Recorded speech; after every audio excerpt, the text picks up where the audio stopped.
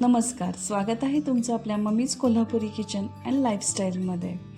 लहानांपासून मोठ्यांपर्यंत सगळ्यांना street food आवडतं. त्यात पटकन होणारं असं जर कुठली रेसिपी असेल तर मसाला पाव.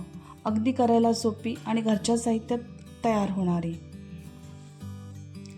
आणि ह्या रेसिपीचा जर हिरो असेल तर तो मसाला. तर तो कसा बनवायचा त्यासाठी तुम्हाला व्हिडिओ अगदी शेवटपर्यंत बघायला पाहिजे. चला तर आपण बघूया मसाला कसा तयार करायचा. त्यासाठी आपल्याला तेल 1 टेबलस्पून लागेल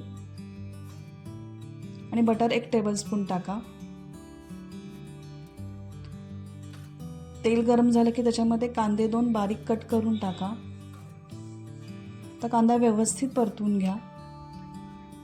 कांदा लालसर झाला की त्याच्यामध्ये टोमॅटो 3 टाका.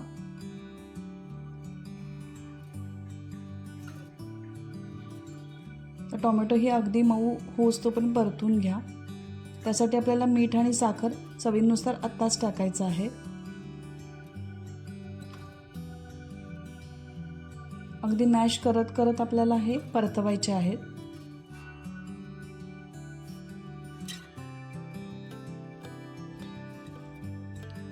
मिरची 1 टाका बारीक कट करून. मिरचीचं प्रमाण तुम्ही तुमच्या आवडीनुसार घेऊ शकता. इथे मी सिमला मिरची 3 बारीक कट करून घेतलेल्या आहेत.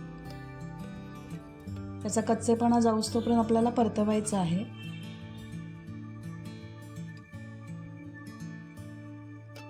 आता आपण सगळे कोरडे मसाले टाकू.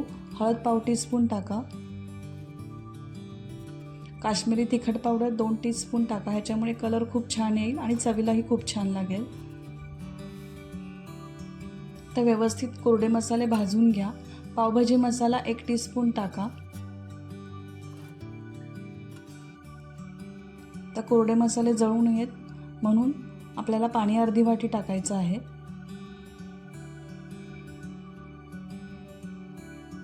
याच्यामुळे मसाला एकसारखा होईल आणि मसालेही छान मिक्स होतील. आता अर्धा लिंबू पिळा आणि कोथिंबीर भरपूर टाका. आता हे सगळं व्यवस्थित मिक्स करून घ्या म्हणजे आपला मसाला रेडी होईल. हे सगळं मंद गॅसवर करायचं आहे.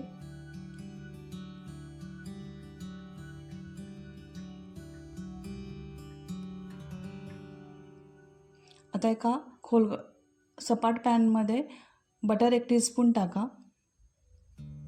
बटर मेल्ट झालं की 2 चमचे तयार भाजी टाका आणि ती भाजी व्यवस्थित परतून घ्या.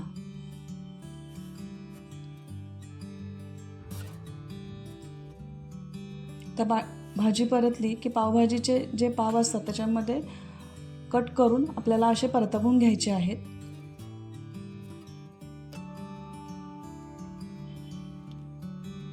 तर खालून आणि वरून व्यवस्थित भाजून घ्यायचे आहेत. पाव दोन्ही साईडनी भाजायचा आहे आणि मध्ये आपल्याला तुम्ही लहान मुलांना देताना किंवा जर तुम्हाला आवडत असेल तर किसलेलं चीज टाकू शकता किंवा बारीक कट केलेला कांदा आणि कोथिंबीर टाकू शकता. इथे मी चीज टाकलेला आहे.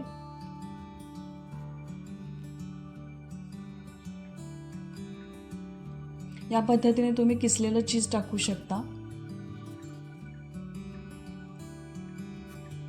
तर ते व्यवस्थित बंद करून घ्या आणि थोडा वेळ परत भाजून घ्या ज्याच्यामुळे आतलं चीज थोडंसं मेल्ट होईल. अशा पद्धतीने आपल्याला मसाला पाव रेडी झालेला आहे. तुम्ही हा सॉस बरोबर किंवा नुसता सुद्धा हा मसाला पाव खाऊ शकता. जर तुम्हाला ही रेसिपी आवडली असेल तर लाईक करा, शेअर करा आणि कमेंट करा. परत भेटूया अशाच नवीन चौपाटी पदार्थांसाठी ज्या झटकन होणाऱ्या आहेत. तोपर्यंत मस्त खा आणि मस्त राहा.